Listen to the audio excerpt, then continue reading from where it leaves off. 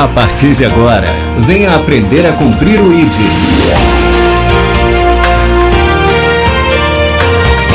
Está no ar, de segunda Jesus vive. Apresentação, Temer Saad.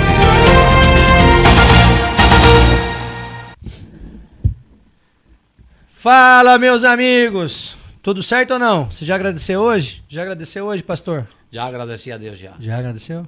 Já agradeceu hoje, Helder? Opa, começamos o meu backstage aqui não é fraco não, tem o Helder e a Simone. Aqui a equipe é... Amém. Aqui é equipe dobrada. Hoje eu estou recebendo aqui o nosso amigo pastor Lizardo Pena, casado com a Sandra Pacheco. Isso, é Lizardo Viamontes Pena. Viamontes Pena. Isso. Casado com a Sandra Pacheco Sardinas, 50 anos de idade. Não parece não, viu, Helder? Eu acho que a gente tá rodando sem óleo. 17 anos de casado, 27 anos de fé. Pai de Karel, pode me corrigir a pronúncia. Chaveles? Isso, Chaveles. Chaveles, do Lizardo Eduardo e do Samuel Davi. Isso. É isso mesmo? Perfeito. Ordenado pastor aos 35 anos de idade. Pastor também lá da comunidade Abundante Graça. Missionário em Cuba. Vamos falar sobre isso. Amém. Deve ter sido fácil, né?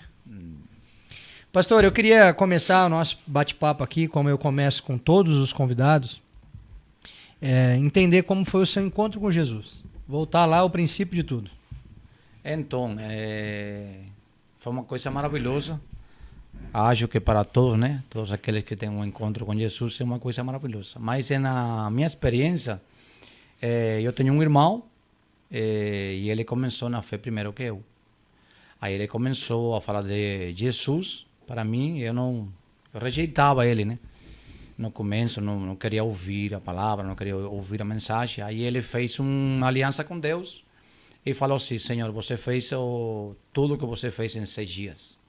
Eu vou entrar um jejum com você em 6 dias pela vida do meu irmão. E ele entrou naquele jejum e aí chegou o sábado e eu fui na casa da minha mãe. Eu era um cara que bebia muito, né?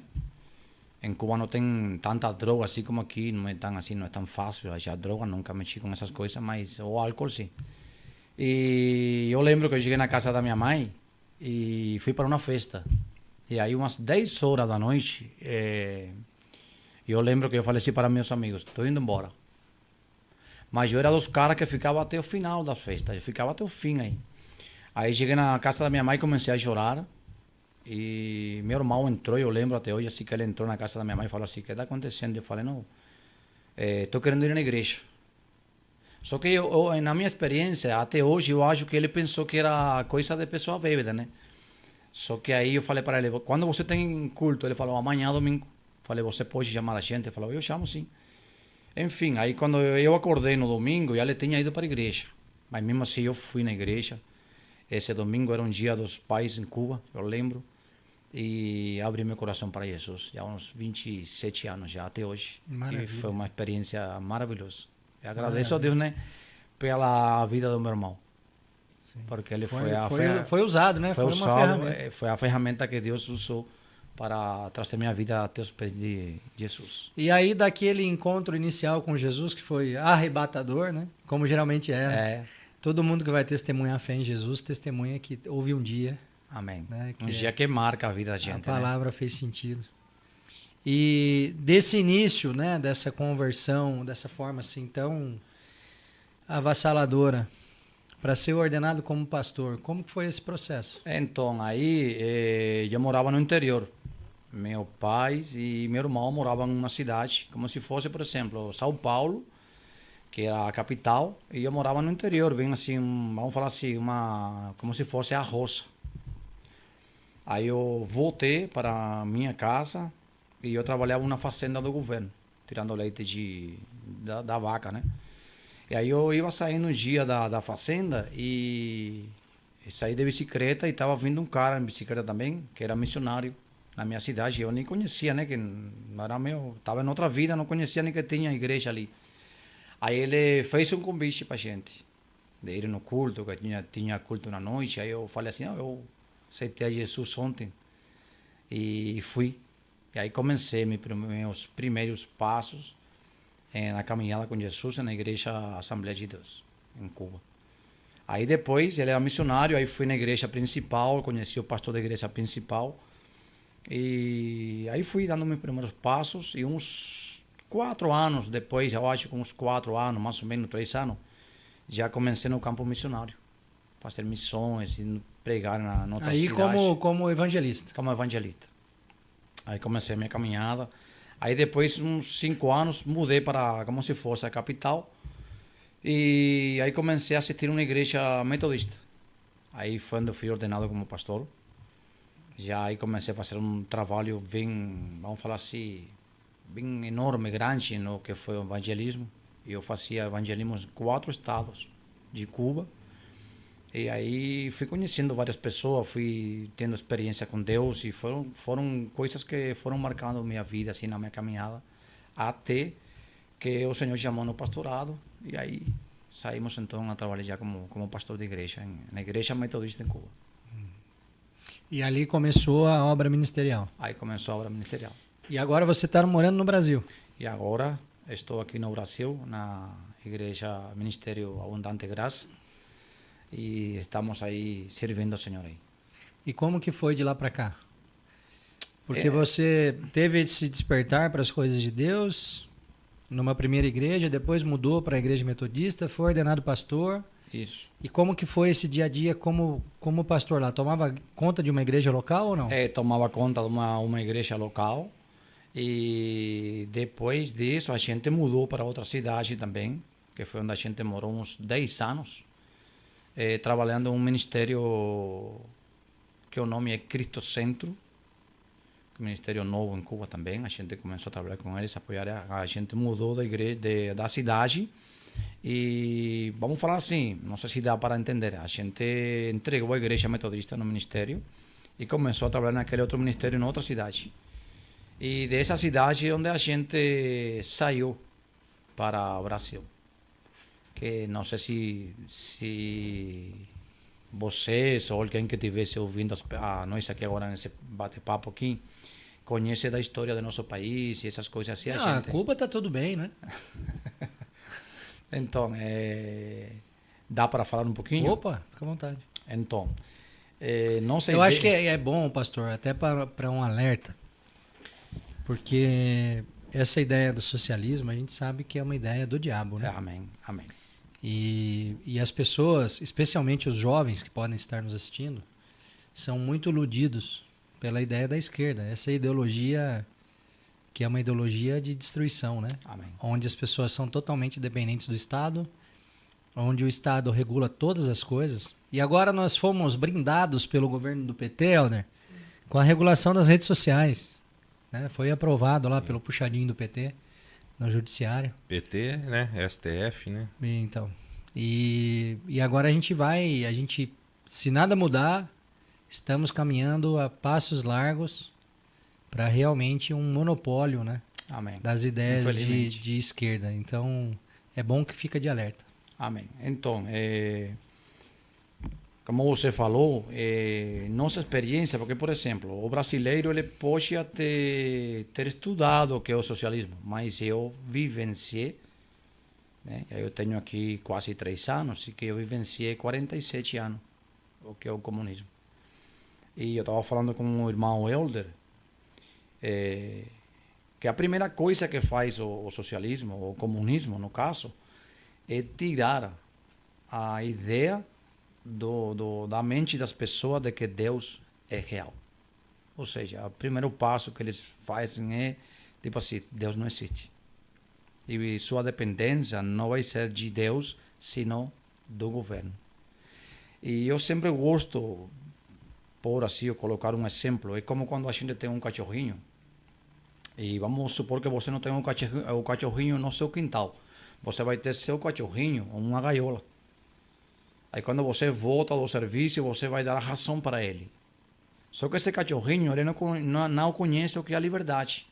De pular, de saltar no quintal, ir fora na calçada. Ele só vai vivenciar e vai ter a experiência só da gaiola. Então quando você dá e coloca a ração para ele, ele fica feliz. porque isso é o que ele conhece. E assim mesmo faz o comunismo. Ele vai cortando a criatividade das pessoas. E, por exemplo, eles têm uma ideologia que é a ideologia da igualdade. Ou seja, mesmo que você seja um cara, uma pessoa lutadora, que você acorda cedo, que você trabalha, que você estuda, que você vai se preparar para ter, vamos falar assim, uma vida melhor, mas você não tem esse direito. Então, eu que não estudo, que não trabalho, que não tenho uma ideia de fazer nada para ajudar a minha família, eu vou ter as mesmas coisas que você tem. Então, aí, tipo assim, corta a vontade, o desejo de a gente ir para frente, estudar, de me preparar para ser alguém na vida. E, como você falou, eu também posso falar que é uma ideologia do inferno. Não tem outra coisa que falar. Na nossa experiência é assim. Não tem água, não tem energia, não tem internet, porque as pessoas, elas, por exemplo, elas pensam nessa ideologia e que elas vão abraçar essa ideologia, mas elas vão ficar com todas as coisas que têm. Mas, infelizmente, não é assim.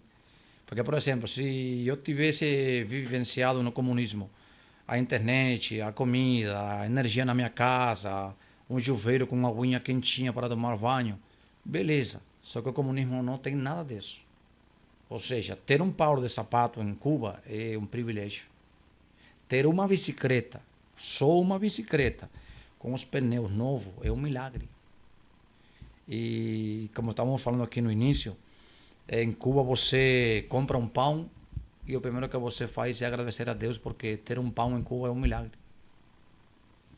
Ter um sapato em Cuba é um milagre, um chinelo em Cuba é um milagre. Ter energia dentro de casa, ter internet é um milagre. Então as pessoas pensam assim, eu gosto do comunismo, mas eles pensam que vai ficar com tudo que tem. 2 carros, uma moto, lá. Eu nunca tive o sonho de ter um carro em Cuba. Com 47 anos. E mesmo que tinha meu chamado no ministério, tinha 3 oficinas em Cuba. Que é bem difícil, mas a gente não morava assim, a gente morava acima da meia. E nunca teve o sonho de ter um carro em Cuba. E tenho 2 anos e 8 meses em Brasil e eu tenho um carro.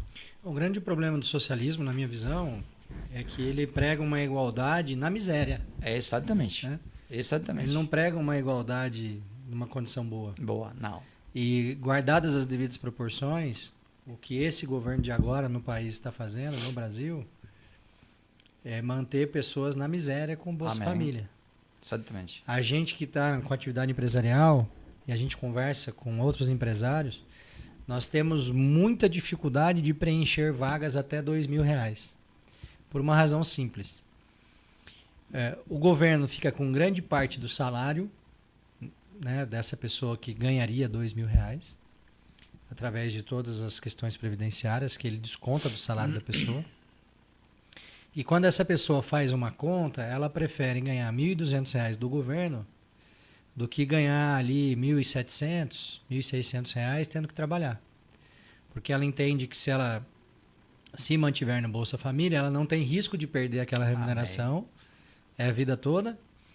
E ela pode fazer algum outro tipo de atividade que complemente a renda. Então, o que o governo de esquerda está fazendo no país é colocar as pessoas para se nivelarem por baixo. Né? E as pessoas estão deixando de sonhar, as pessoas estão deixando de querer, porque elas estão acomodadas numa situação onde elas são bancadas pelo governo. Só que isso tem um alto preço para todos, né? Amém. Porque você tem uma fatia menor da população produzindo, pagando altos impostos, que não tem absolutamente nada em troca nesses impostos. É só você olhar a vida dos empresários. Os empresários, que são os que assumem risco para gerar riqueza, são os que mais pagam impostos e são os que menos têm retorno. Porque os filhos estão em escola particular, eles precisam de convênio médico, segurança muitas vezes, porque o governo, né, o Estado de forma geral, não proveu o mínimo para essas pessoas que pagam tão altos impostos. Então a ideologia de esquerda não é prosperidade, é dependência. E esse é um problema. Não, e outra coisa, por exemplo, a prosperidade da esquerda é só para aquele que está no poder. Exatamente. Porque em Cuba, por exemplo, todos os filhos dos funcionários, eles estão estudando fora. Então, se você vende que essa ideologia é boa, que o estudo é bom, como é que manda os filhos a estudar em outras escolas, em outros países? Então, aí eles vendem uma coisa que, na realidade, No Brasil não é diferente, não pastor. funciona. É. Porque o povo está dependente do SUS. E os políticos estão tratando no sírio-libanês. É a mesma coisa. É muito simples de entender qual é a lógica, né, desse desgoverno que está aí. Agora nos imputaram o IOF, Helder. Enquanto estão gastando bilhões aí com viagens no exterior. Eu estava vendo também.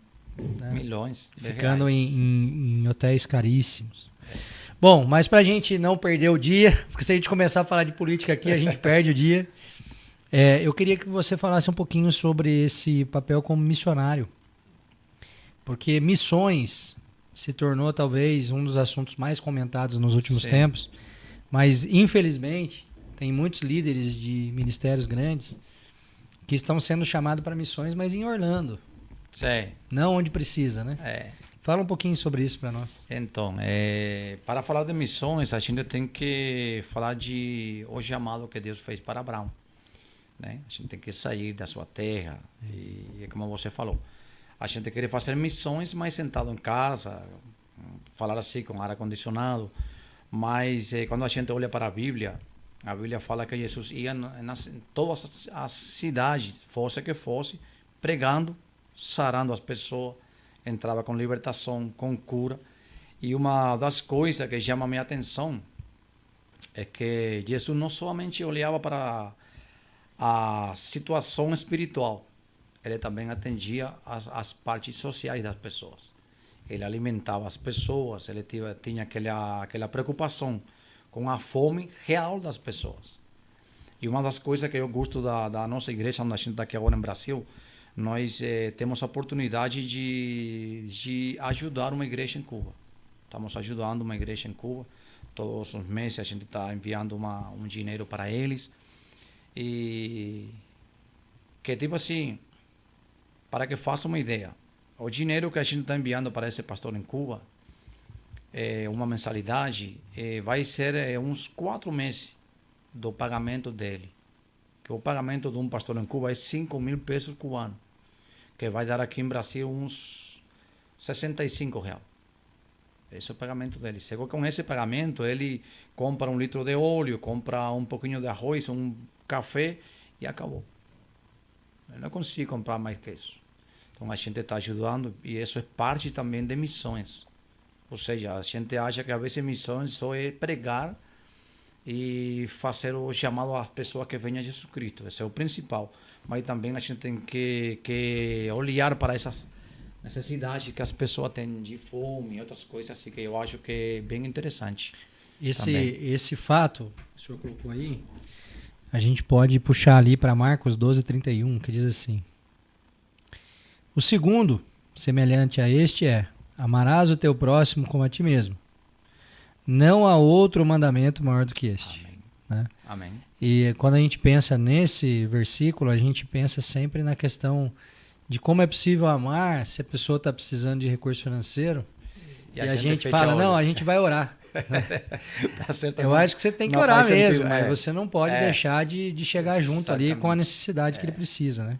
É que a fome, por exemplo, a fome física, ela não é uma necessidade espiritual. Sim. É uma necessidade do corpo. E quando a gente faz isso com o próximo, pastor, eu queria ler Lucas 10:27, que diz assim: amarás, pois, ao Senhor teu Deus de todo o teu coração, de toda a tua alma, de todas as tuas forças, de todo o teu entendimento, e ao teu próximo como a ti mesmo.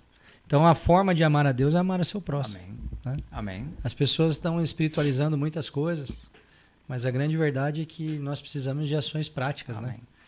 Eu estava agora pela manhã assistindo uma pregação do apóstolo Luiz Hermínio e ele falava sobre isso. Assim, as pessoas estão muito cheias de ideias em relação a muita coisa, mas estão pouco comprometidas com isso. Amém. Amém. Então eu venho para o Helder e falo: Helder, você precisaria fazer lá no seu projeto que você está encampando isso e aquilo. Aí ele vira para mim e fala: mas o que você está fazendo? O que você está fazendo? Amém. Né? Porque as pessoas têm essa mania, né? De querer sugerir algo, mas elas mesmas não estão exatamente. comprometidas com nada. Seguindo nessa linha da questão de missões, o que seria ser igreja, na sua visão? Então, eu acho que a primeira coisa que a gente teria que responder, né? Que o que é ser igreja é ser exemplo. É ser luz, como Jesus falou, né? Porque igreja não é o local. Porque em Cuba nós tínhamos culto que era embaixo das árvores. E ali embaixo das árvores a glória de Deus descia. Ou seja, não é o templo, não é o local. A igreja somos todos nós. Todas aquelas pessoas que abriram seu coração um dia para Jesus e o Espírito Santo mora dentro de nós. Então isso é ser igreja, ser exemplo, ser luz, ajudar as pessoas, pregar o Evangelho, ter uma vida de integridade, uma vida de santidade. Eu acho que isso é ser igreja. E infelizmente, nós aqui em Brasil, eu sempre gosto de falar assim, na minha experiência em Cuba, teve um tempo que virou como se fosse ter um uniforme de crente. Ou seja, você colocava uma roupa que entrava dentro do perfil da igreja e já você era um crente. E assim foram entrando muitas coisas erradas dentro da igreja. Mas eu acho que a igreja fala assim, o crente fala, Jesus está voltando. Certamente ele está voltando. Mas a tem que voltar para Jesus. Só que se nós olharmos aqui na igreja do primeiro século, cara, é uma igreja comprometida com o reino de Deus. Eles nem estavam aí. A pregação dele era arrependimento, cura, libertação, e era acima disso. Eles conseguiram alcançar a metade do mundo conhecido. Não tinha internet, não tinha YouTube. Foram eles só, indo para frente com a presença de Deus. Então, eu acho que ser igreja, para ser parte da igreja, a gente tem que carregar a presença de Deus. Isso, na minha visão, é o que eu acho que é a igreja. Não é propriamente um local. Somos nós que carregamos o Espírito Santo. Atos 13:47 diz assim: Pois assim o Senhor nos ordenou. Eu o constituí para ser luz para os gentios. Amém. Para que você leve a salvação até os confins da terra. Aleluia. Amém. Esse é o trabalho do cristão que teve um encontro com Jesus, né? Amém. É levar a palavra adiante. E para isso não necessariamente num templo. Amém. Que é exatamente o que nós fazemos às segundas-feiras, né, Alder? Nós nos Amém. reunimos nas praças. Hoje são 2 locais, a gente está discutindo aí para abrir um terceiro endereço. E diante de uma direção que Deus nos deu, para a gente ocupar as praças dessa cidade. Aleluia. E levar a sua palavra Amém. para as pessoas que estão à margem da sociedade, né? Grande parte delas invisíveis aos olhos de muitos. Então a gente tem sempre aquela questão de afastar os que não são iguais, Amém. né? E tem um povo precisando muito apenas de um convite. Exatamente. E a gente tem visto isso assim de forma muito objetiva nesse trabalho. Quando ao final da ministração a gente faz apelo, acho que não teve um dia sequer que não teve alguém que se levantou e se colocou diante de Deus no sentido de dizer, eis-me aqui, né? Então isso realmente é precioso. Eu poderia te contar assim uma história, né? Que aconteceu aqui em Brasil. Eu tenho uma serralheria. E eu estava fazendo um serviço e o cliente estava assim, estava perto de mim, assim, a gente começou a ter um papo, né? E ele começou a me contar assim as coisas que estavam acontecendo na sua vida. E eu senti no meu coração que o Espírito Santo colocou uma palavra para ele. Só que aquela palavra eu achava que era uma palavra muito forte assim para ele, né? Uhum. E na primeira eu fiquei calado assim. Aí coloquei a máscara para fazer uma solda e eu estava naquela luta assim com o Espírito Santo. Eu até pensei assim, né, um pouquinho engraçado assim, eu pensei, Senhor, eu preciso o Pix do cara. Se eu falo isso para ele, eu acho que eu vou perder o Pix. E aí comecei a fazer uma solda, mas fazendo a solda, mas pensando no que eu tinha que falar para ele. Aí finalizei aquela solda que eu estava fazendo, tirei minha máscara e virei assim para ele e falei a palavra que Deus tinha colocado no meu coração para ele. E o cara começou a chorar. E recebeu liberação aí, até hoje é meu amigo. E está indo na igreja, está começando os seus passos com o Senhor. Então, às vezes, Maravilha. a gente falando assim, né, que é o que é ser igreja, em todo lugar. Não é um dia, não é na segunda, não é na terça, não é na quarta-feira. É todos os dias. Ser sal e luz do mundo. Amém. É todos os dias. E onde a gente estiver, o Espírito Santo ele vai colocar palavras em nossas bocas para as necessidades das pessoas. Porque quando você fala da palavra de Deus para alguém e esse alguém recebe essa palavra, às vezes não recebe na hora, mas a palavra nunca ela volta vazia. Ela foi enviada como objetivo e Deus é fiel. No momento certo, aquilo vai germinar. Vai germinar, exatamente. Essa é a história de todos nós, eu acho, viu, pastor? Quando eu olho, por exemplo, a minha própria vida, quantas vezes eu ouvi a palavra e quantas vezes eu refutei me aproximar. E dependendo até eu conto isso pra tia Lala, né? E a minha esposa falava assim, vamos lá na casa da sua tia. Eu falava, não vou, pelo amor de Deus. A gente senta lá, ela pega a Bíblia, fica falando. A gente tá num ambiente social lá, ela quer ficar dando sermão, né? E hoje eu vejo reuniões sociais na minha casa onde eu faço exatamente igual. Fazia tia. Então é como Deus vai trabalhando na nossa vida aos poucos e construindo algo para a sua própria glória, né? Amém. Eu acho que o grande desafio que nós temos, e eu posso falar de mim nesse aspecto, é a gente manter o coração no lugar certo. Porque Deus começa a fazer as coisas através de nós e a gente tem a tendência humana de se achar alguma coisa. Né? Exatamente. E a verdade é que a gente não é nada, absolutamente nada. A gente só descobriu uma verdade, e aí eu queria trazer Romanos 10, que diz assim, 10:14, diz assim: como, pois, invocarão aquele em que não creram? E como crerão naquele de quem não ouviram falar? E como ouvirão se não há quem pregue? Aleluia. Amém. E como pregarão se não forem enviados?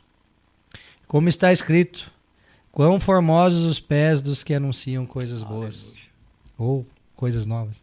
Amém. É incrível, porque eu falo muito sobre isso. Jesus, na sua infinita misericórdia, permite que a gente construa muita coisa de acordo com os nossos planos, né? E depois que a gente alcança esses lugares mais altos, ele nos permite enxergar que não era nada disso. Amém. Então hoje eu tenho muito mais satisfação em fazer as coisas para o reino do que propriamente as coisas envolvidas aos meus projetos pessoais. E a maioria das pessoas nem entendem isso. A maioria das pessoas ficam curiosas para falar, cara, por que você está fazendo isso? Né? Mas a verdade é que quando a gente tem um encontro verdadeiro com o Espírito Santo, é algo muito marcante. É transformador. É como aquela canção que diz, quem já pisou no Santo dos Santos, em outro lugar não quer viver. Não quer né? viver. Então, eu acho que esse é um desafio. Amém. Mas eu queria saber um pouquinho dos seus problemas em Cuba. Vamos falar sobre eles? Amém. Você, ministrando a palavra em Cuba, além de toda a dificuldade em relação à questão da miséria, Sim. você teve alguma outra dificuldade em relação à própria palavra? Ou existe um certo respeito nesse sentido? Então, o que acontece?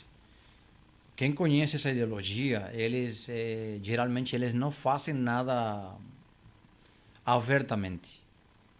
Ou seja, eu não poderia falar assim que tem uma perseguição em Cuba em contra da igreja, mas tem. Sim, tem. Por exemplo, eu precisava ônibus para... A gente tinha uma costume em Cuba de fazer batismos nas praias. A gente juntava 3, 4 igrejas e batizava 100, não sei o que fosse. E a gente ia nos escritórios do governo, porque em Cuba tudo pertence ao governo. Ou seja, não tem ônibus privado, isso não existe lá. E quando você chega lá no escritório, eles recebem a você tudo certinho. Aí eles falam, que é o que você precisa. Você fala, eu preciso, por exemplo, 2 ônibus para ir na praia, o dia tal, assim. Beleza, tá bom. Aí você marca o dia e vai embora. Você está acreditando que já você resolveu o problema. Só que aí 2 dias antes da data marcada, eles falam que não conseguem porque o ônibus quebrou. E sempre a mesma historinha. A gente sabe que tem aquela perseguição que não é abertamente assim contra a igreja, mas tem. Eles tentam atrapalhar o serviço da igreja. Exatamente como faz o governo de esquerda. Né? Exatamente. Exatamente. Não tem jeito. E, por exemplo, eu deixei vários pastores amigos lá. E tem um amigo meu que ele fez uma igreja, uma cidade muito, vamos falar assim, muito rica em Cuba. Uma das melhores cidades onde a gente morou lá, que tem muito turismo, enfim. E ele comprou um terreno e tudo foi baseado em milagres de Deus, porque o dinheiro que ele pagou ali foi uma coisa absurda em Cuba. Absurdo. Enfim, e a igreja dele tem mais de 300 pessoas. E o que acontece? No governo assim, do comunismo, se você tiver uma igreja com 20 pessoas, de boa, eles nem olham para você. Mas já quando você tem mais de 100, 150 pessoas, já você é uma ameaça para eles. Sim. Então já eles ficam pisando o seu pé aí. E enfim, ele já tem vivenciado várias vezes que eles fazem uma citação para ele na polícia. Ele chega lá, ele tem que tirar toda a sua roupa, ele tem que ficar nu. E para eles ver que ele não está gravando aquela conversa. E aí eles colocam intimidação sobre ele, que tem que fechar a igreja, que não sei o que tal. Então existe aquela perseguição, só que como eu falo, não é abertamente, mas eles tentam ir atrapalhando o crescimento da igreja. Eles ficam preocupados com isso. Por quê? Porque há um povo que Satanás não consegue enganar. E é aquele povo que conheceu a verdade. Porque quando a gente conhece a verdade, a gente é livre. Então esse é o povo que o comunismo ele não consegue amarrar ou atrapalhar na forma de pensar. Eu acho que o senhor colocou um ponto aí interessante, porque a gente tem sempre uma discussão, principalmente em períodos eleitorais, a gente vai entrar em um agora, ano que vem, sobre crentes que votam em candidatos de esquerda. E nada faz entrar na minha cabeça, Helder, que é possível um cristão de verdade Não. votar em um candidato de esquerda. Não pelo candidato somente, mas pelas pautas que eles defendem. Amém. Então, como que você pode, como cristão, votar em alguém que defende abertamente de que a mulher tem a permissão, né, tem autoridade sobre o próprio corpo para cometer um aborto, por exemplo? Exatamente. Como que você pode pensar em um cristão que possa apoiar um candidato que apoie abertamente a legalização das drogas? Nós fazemos um trabalho de resgate de pessoas viciadas das ruas, né? Encaminhamento para clínicas de reabilitação. Fica aqui o nosso abraço para o pastor Pedro e pastor Levi, que são os administradores da Clínica Nova Vida e da Proada, respectivamente, que nos cedem vagas para que essas pessoas que querem tratamento saiam das ruas e possam depois ser reinseridas na sociedade. E assim tem acontecido, para a glória de Deus. Como que pode um cristão votar em um candidato de esquerda? Será que isso é possível, pastor? Então, na minha visão, vamos partir do primeiro ponto. Vamos partir do ponto do que é um cristão. Se fosse um cristão verdadeiro, então a gente poderia falar que está enganado com o que é a esquerda. O outro ponto é que não é um cristão. Porque, como eu falei aqui no início, a ideologia do comunismo está baseada em que Deus não existe. Ou seja, eles partem daí. Marxismo, né? Marxismo-leninismo que se estuda em Cuba. Ou seja, eu não vivenciei mais. Meu pai, meu avô, eles contaram para a gente que no início do triunfo da Revolução em Cuba, eles colocavam umas crianças, uma mesa, e falavam assim: você vai fazer uma oração para Pai Deus, e você vai pedir para ele um refrigerante e um pãozinho, não sei, com manteiga, alguma coisa. Lógico que a criança fazia aquela oração, pedia para Deus, né? E nada acontecia. A gente sabe que não é assim que funciona, né? Aí eles falavam assim para a criança: agora você vai fechar os olhos e vai pedir para Papá Fidel. E aí os professores colocavam em cima da mesa um refrigerante, um pãozinho, e aí eles iam tirando aquela ideia, né? Vamos falar assim, na cabeça deles, Fidel era quem dava o que eles precisavam. Fidel era Deus. No meu país, por exemplo, tinham propagandas. Gente, olha o absurdo disso. Tinham propaganda assim, você vai na rodovia de Cuba e você não vai ver assim, por exemplo, aqui uma propaganda que fala assim, pastel do não sei o que. Lá as propagandas todas são do comunismo. Por exemplo, acredito no homem e o poder da sua força. Ou seja, eles não colocam, acredito em Jesus, que ele vai me ajudar. Não. Acredito no homem e no poder da sua força. Ou seja, a força do homem. Totalmente anti-evangelho. Aí não tem Deus por nenhuma parte. Então, não dá para Que Deus nos livre desse destino no Brasil, Helder. Amém. Então, tipo assim, um cristão que nas eleições ele acredite que um cara da esquerda pode fazer alguma coisa boa, felizmente vai me desculpar, mas ou não é cristão ou está enganado. Uma das duas, não tem outra opção. Mas é difícil alguém que conhece a verdade estar enganado, né? Eu acho que entra muito mais um aspecto de ser um cristão de fora para dentro Amém. do que de dentro para fora. Né? Alguém que não nasceu de novo, de fato. Amém. Helder, temos perguntas, comentários? Temos aqui só corroborando o que o Luizardo estava falando, né? No site aqui da Organização Comunista Internacionalista, que é uma organização internacional do comunismo. Tá ali, ó. O marxismo tem base filosófica materialista. Para um materialista, Deus não existe, nenhum Deus, nem de nenhum tipo. Então, ou está enganado ou não é cristão. Não tem outro. Não há outra saída. Não tem. Bom, no país nós temos um presidente que falou que é tão honesto quanto Jesus Cristo, né?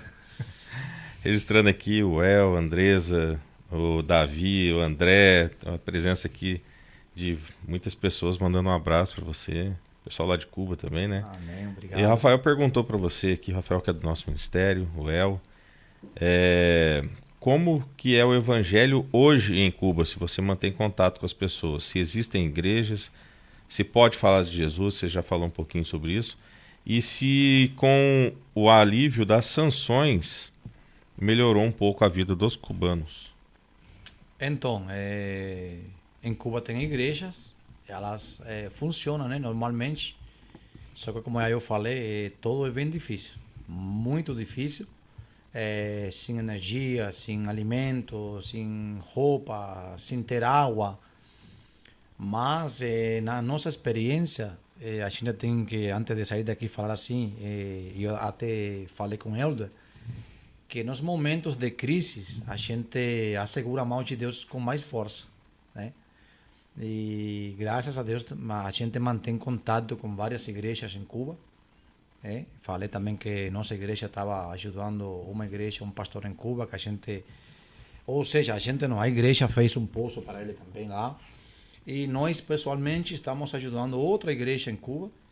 E temos contato com eles sim, pelo WhatsApp, pelo Instagram. Só que a internet em Cuba não funciona como no Brasil. Tem dias que eles não conseguem falar com a gente, mas a gente tem contato com eles. Então, peço para todos os irmãos, pessoas que estão ali tentando saber como que em Cuba, que façam oração pela igreja em Cuba. O dia 11 desse mês aqui agora, se está esperando em Cuba uma manifestação contra o governo. E a igreja está em meio de toda essa situação. Então, peço para cada irmão que faça oração pela igreja em Cuba e pelos pastores, que não estão no show gospel, sino que são pastores que estão dentro da comunidade dos cristãos verdadeiros. É isso que eu peço hoje aqui. Mais alguma pergunta? Existem países que enviam missionários hoje para Cuba? Existe uma presença forte de missionários de outros países lá? Não, infelizmente não. Eu acho que é o contrário, Helder. Tem missionários cubanos que têm saído para outros países. Porque além da situação do governo, o Espírito Santo ele consegue levantar homens e mulheres lá que têm ido a outros países, a Rússia, África, Canadá, Estados Unidos, México.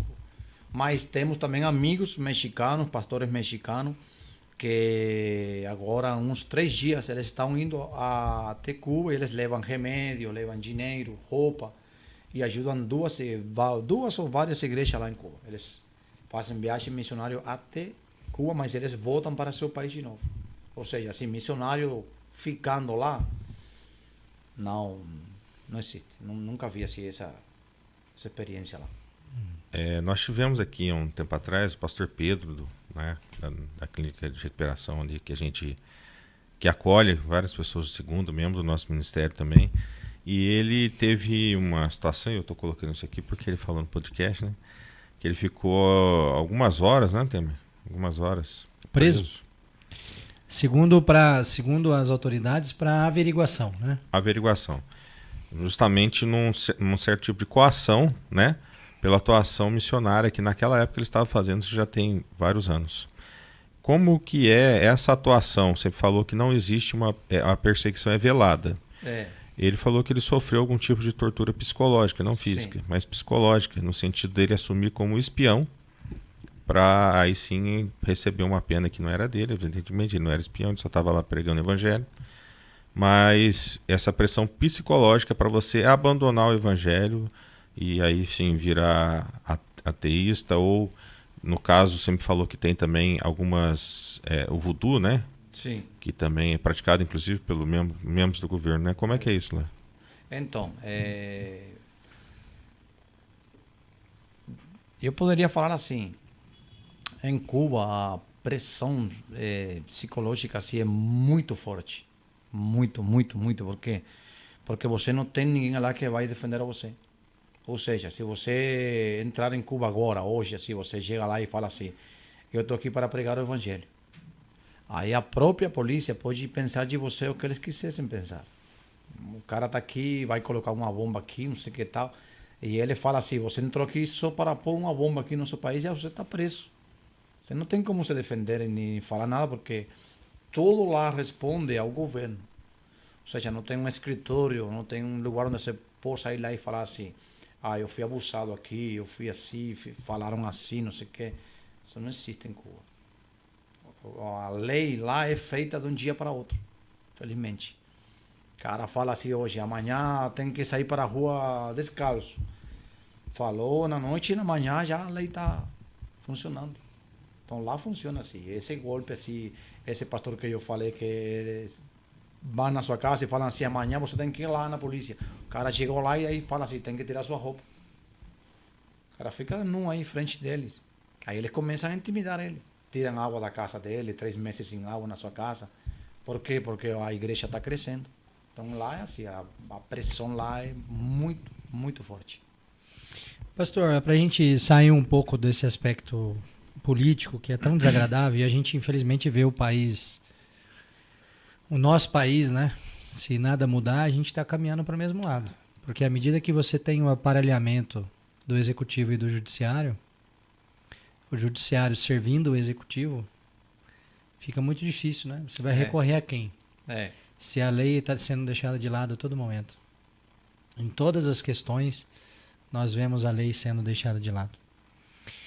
Eu queria entrar num ponto, para a gente já ir caminhando aqui para a nossa reta final, que é sempre um ponto de muita discussão teológica, que é a questão da salvação.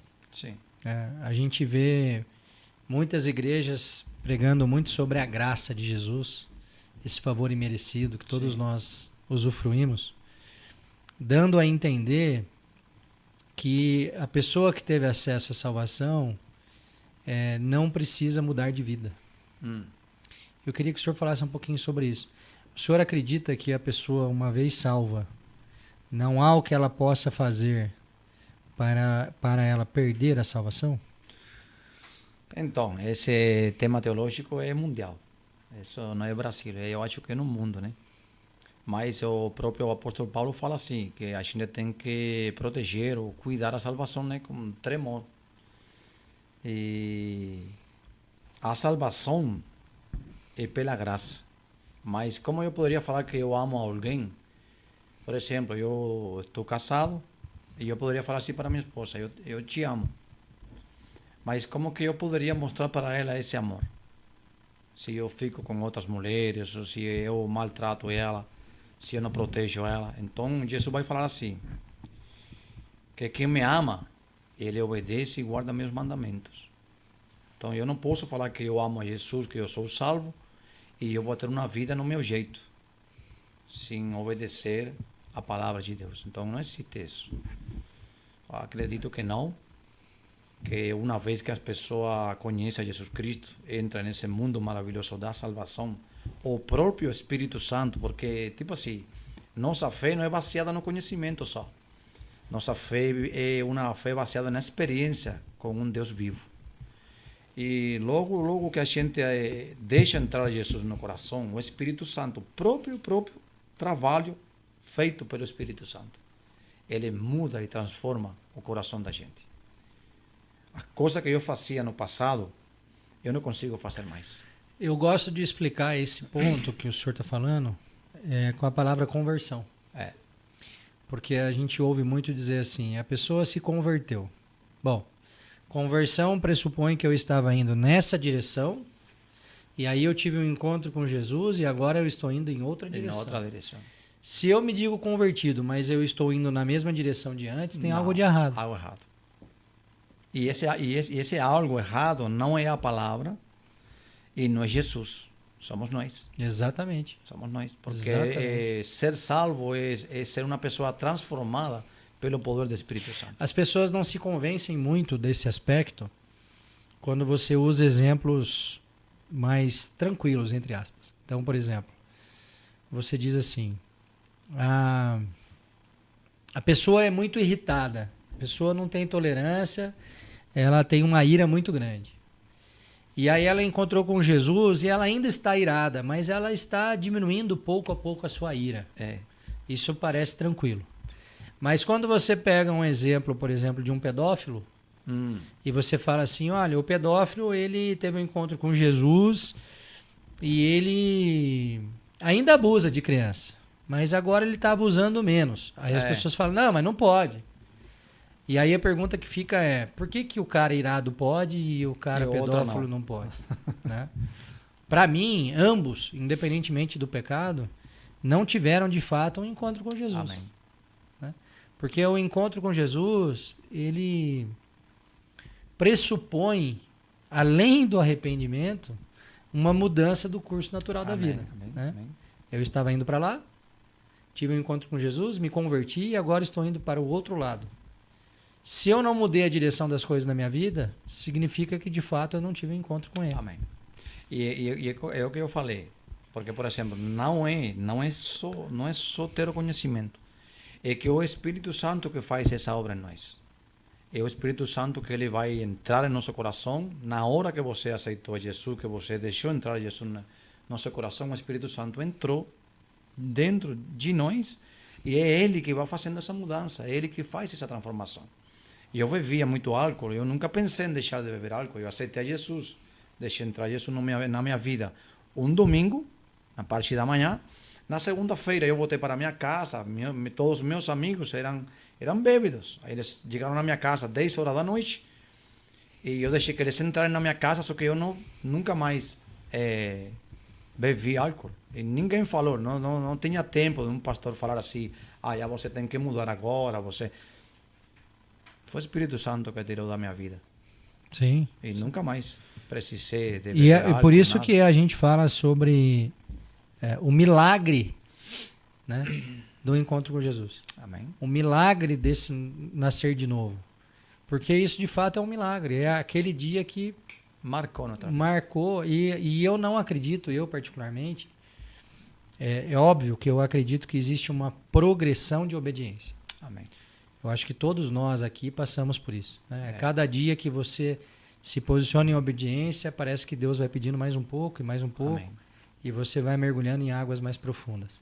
Quanto a isso, a gente está de acordo. O que não cabe na minha cabeça é dizer que alguém que se diz convertido não mude o rumo natural das coisas. Porque aí parece que ficou um evangelho assim da hipergraça. Exatamente. Né? Uma coisa onde a morte de Jesus meio que aconteceu em vão. Em vão. Porque se ele morreu pelos nossos pecados e nós nos dizemos em Cristo, mas continuamos pecadores e sem mudar o curso natural das coisas, sem negar a nossa essência natural, né? Desse descendência de Adão, como que eu posso dizer que eu estou em Cristo? Então, não sei se dá para falar assim, facilismo, dá? Facilismo? Sim. Como que é uma coisa fácil. Sim. Porque, por exemplo, infelizmente, para onde está indo o mundo, as pessoas querem ter as melhores partes do evangelho e as melhores partes do mundo. Sim. Só que quem é crente não pratica as coisas do mundo, está fora desse mundo. Moramos neste mundo, mas nós não pertencemos a esse mundo. Então, tem pessoas, vamos falar assim... Somos peregrinos. Entre aspas, né? Crentes que querem ser crentes, mas também querem participar das coisas do mundo. Aí entra esse evangelho, que se fala assim, em espanhol se fala assim, de facilismo, de uma coisa que é fácil, né? Eu sou crente, mas não tenho mudança, não abro mão de nada, pratico as mesmas coisas que fazia antes, então aí é fácil. Onde está a conversão? Aí não tem conversão nenhuma. Não tem conversão, não tem arrependimento. Não tem. E aí tem que entrar então na outra fase, que a Bíblia mesma fala, né? Ou nascer de novo, novo nascimento. Isso. O Atos capítulo 9, o apóstolo Paulo, ele fala da sua conversão, como que foi, e foi um milagre. Ele não estava buscando ser crente, ele estava indo perseguir a igreja. Gálatas 2:20, teve pastor, um encontro. que diz, né? Já não vivo mais eu, Isso. mas Cristo vive em mim. Amém. Né? Amém. Porque se você não tiver essa experiência, você na prática não se converteu em Amém. nada. Né? Deixa uma mensagem aí, a gente está encaminhando aqui para o final. Eu queria aproveitar e te deixar o convite para estar conosco hoje na Praça Barbosa de Oliveira, aquela praça que fica ali ao lado da Rodoviária Velha, às 18h30. E também às 18h30, hoje também, na Praça Monsenhor Silva Barros, a Praça da Eletro, conhecida Praça da Eletro. Nós temos 2 reuniões ao mesmo tempo, sempre às segundas-feiras, às 18h30. E em breve aí o 3º endereço, muito provavelmente, ali na Avenida Desembargador, a gente ainda está definindo o local certinho. Deixa um recado pro pessoal que está nos assistindo. E já quero desde já agradecer a sua disponibilidade para esse bate-papo. Vamos trazer o pastor aqui outras vezes. Amém. A gente vai fazer umas mesas redondas aqui de alguns temas. E vou te convidar com certeza. Amém. Muito obrigado. Prazer estar com vocês aqui. Então, quero deixar uma mensagem aqui para todos que estiverem ouvindo, agora aqui no online, e aqueles que vão ouvir depois. A nossa saída e a resposta a todas as situações do homem, elas vão se encontrar somente em Jesus Cristo. Não tem religião, não tem placa de igreja, não tem local. Nossa fonte é e sempre será Jesus Cristo. Deus abençoe a vocês, em nome de Jesus. Amém. Até segunda-feira que vem. Okay. I'm about to have a good day. No matter what they say. The sun is shining down on me. Birds are singing praise. I'm about to have a good day. In every single way. The God who made the universe knows me by my name, so it's a good day. Maybe I'm